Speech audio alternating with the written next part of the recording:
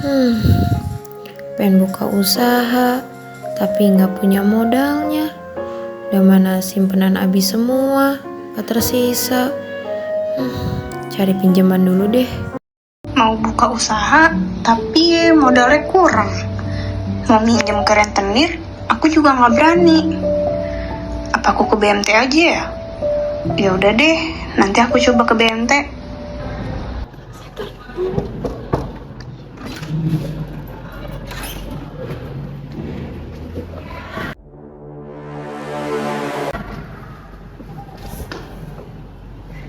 Permisi Bang Ridan, saya mau pinjam dana Bang buat modal usaha. Kamu butuhin berapa untuk modal usaha kamu? 10 juta Bang, kira-kira bisa nggak ya? Bisa aja, tapi kamu mau yang berapa bulan asurannya? 10 bulan Bang. 10 bulan, berarti kamu pembayarannya plus bunga 20%. Kamu sanggup nggak kira-kira? Nggak kira-kira. Baik Bang, saya usahakan biar nggak telat bayar. Ini modalnya. Tapi ingat ya, kamu jangan sampai telat bayar. Iya Bang, terima kasih ya Bang.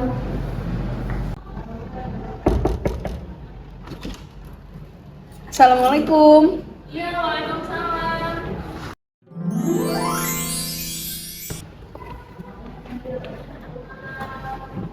Ada yang bisa saya bantu? Begini Bu, saya ingin mengajukan pembiayaan untuk modal usaha sebesar 10 juta. Apakah BMT bisa membantu? Tentu bisa. Lalu skema pembiayaannya bagaimana ya?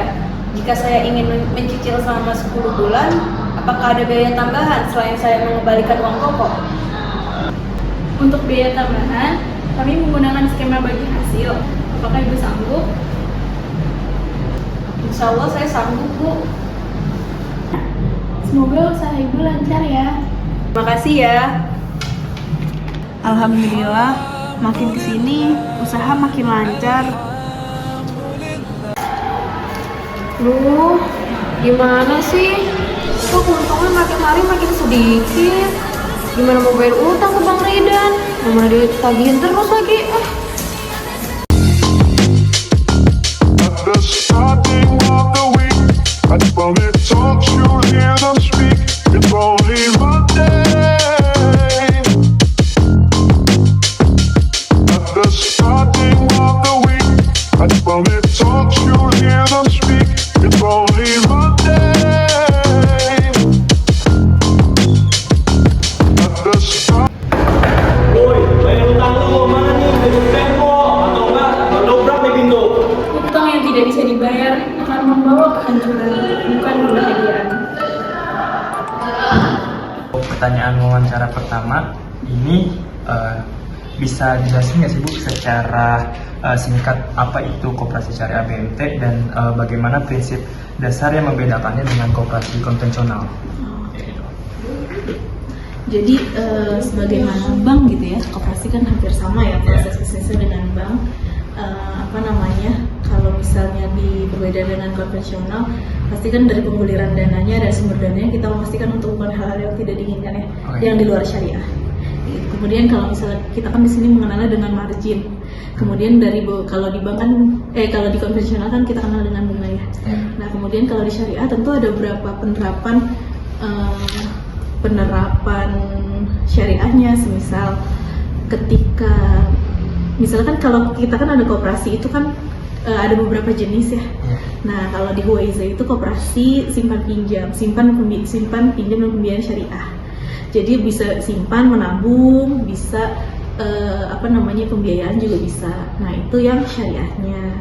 Jadi di sini anggotanya bisa ketika udah bisa jadi anggota bisa mengakses nabung, bisa mengakses pembiayaan. Nah kemudian tadi kalau misalnya bedanya dengan bank ya, koperasi dengan bank. Koperasi Konvensional dengan syariah. Nah ya. Kemudian dari sisi koperasi itu sendiri juga wajib melayani anggota. Jadi kalau bank kan kita bukan nasabah aja bisa dilayani ya. Nah kalau di koperasi nggak bisa. Misalnya mau ada mau ada transaksi itu wajib jadi anggota dulu. Gitu. Jadi memang terbatas ya secara aksesnya. Nah kemudian Perbedaan dengan konvensional tadi yang pengguliran dan sumber dananya wajib untuk yang hal yang sesuai dengan syariat Islam ya.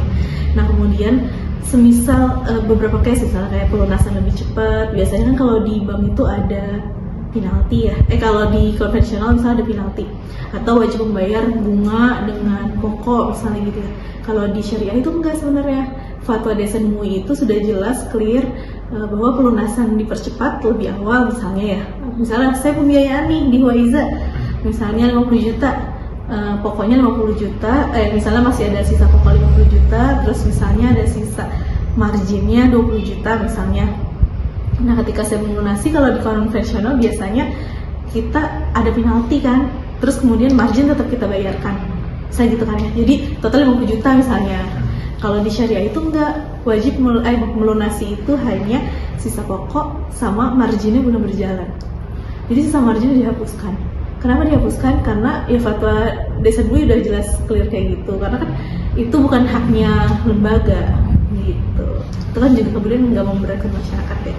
Lanjut untuk pertanyaan kedua ini, apa saja sih produk atau layanan unggulan yang diberikan oleh BMT Waiza ini, dan bagaimana akad-akad syariah diterapkan di dalamnya itu? Kalau misalnya dari sisi produk yang tadi saya sampaikan, karena dia kepecah menjadi dua ya, ada yang simpanan dan ada yang pembiayaan. Dari produk pembiayaannya kita melayani dari mulai yang jual beli, murobaha, kemudian sewa menyewa, kemudian ada pembayaran hutang, itu juga bisa kita cover dari sisi produknya. Tapi untuk simpanan banyak juga yang kita tawarkan, dari mulai simpanan yang sukarela, bersifat kita bebas nih mau nabung berapa aja misalnya gitu, atau mau yang berjangka. Nah berjangka ini banyak produknya, ada yang simpan, si fitri, si muda, banyak si ya. Simpanan mudharabah berkah, simpanan idul fitri, terus simpanan masa depan kayak gitu loh. Jadi bentuk-bentuknya simpanan. Nah ketentuannya kayak gimana? Kalau yang berjangka pasti ada bagi hasil. Sebagaimana bank kan juga mereka menawarkan bagi hasil ya. Nanti mungkin lebih jelas ya, lebih dalam terkait produknya. Boleh nanti dapat buku ininya, buku RAT. Kita terbuka kok terkait RAT, nanti sumbernya bisa dari situ juga bisa ditambahin ya. Nah ini ada ragam simpanannya. Kan? Simpanan. Kalau misalnya untuk pembiayaan tadi produk-produknya sesuai dengan kebutuhan sih. Sampai dengan pembayaran utang itu kita masih bisa mengcover. Sampai pelunasan pinjol juga bisa mengcover. Tapi dengan catatan kalau pembiayaan memang kita ada screening komite kan, gitu. Jadi memang dipastikan pembiayaan yang kita berikan itu kepada anggota-anggota yang kemudian nggak bermasalah ibaratnya gitu. Kan kalau misalnya kita dana masyarakat nih, koperasi itu kan prinsipnya gitu, dana masyarakatnya berapa atau dana dari pihak ketiganya berapa, kita pakai nih, kita ambil, terus kita gulirkan untuk pembiayaan. Nah kalau misalnya di pembiayaan macet, kita susah dong untuk kembaliin, sedangkan mereka bisa jadi ada yang berbagi hasil. Gitu. Pasti berbagi hasil yang kita gulirkan. Ada nggak sih tantangan terbesar yang biasa dihadapi BMT di dalam menjalankan operasional berbasis syariah ini? Sebuah tantangan. Sebenarnya tantangan terbesar di era sekarang itu pinjaman online sebenarnya. Oh, pinjaman online. Betul. Karena dari pertama, mungkin kalau misalnya sesama koperasi syariah kan kita memang bisnis partner ya. Jadi ya kita berpartner aja misalnya, ya kerjasama aja gitu. Jadi nggak melihat itu sebagai kompetitor kita lah gitu. Maksudnya gimana kita untuk saling sama-sama tumbuh gitu ya. Tapi justru tantangan terbesar itu adalah ketika adanya pinjaman online. Kenapa pinjaman online? Karena pertama dia mudah banget diakses, tanpa agunan, limitnya besar, benar kan? Bahkan anak mahasiswa mungkin bisa akses kan?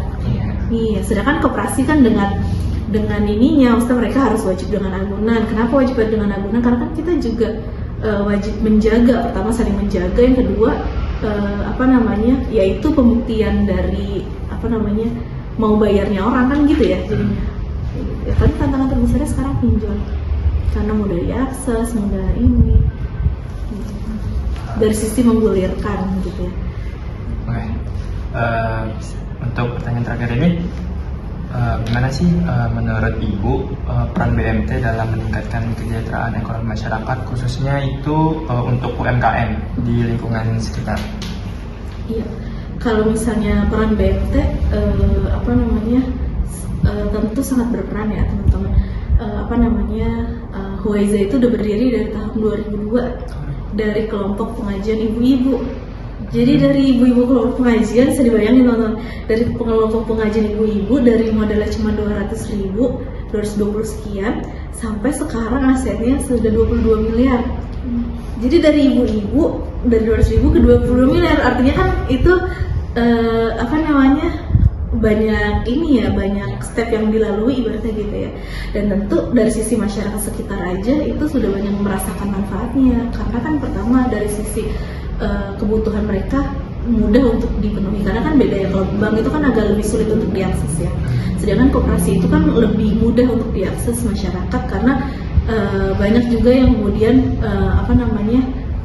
pegiat UMKM itu mengajukan untuk modal usaha atau semisal ya pedagang-pedagang kecil itu banyak, atau yang untuk biaya pendidikan dan lain sebagainya itu juga banyak juga.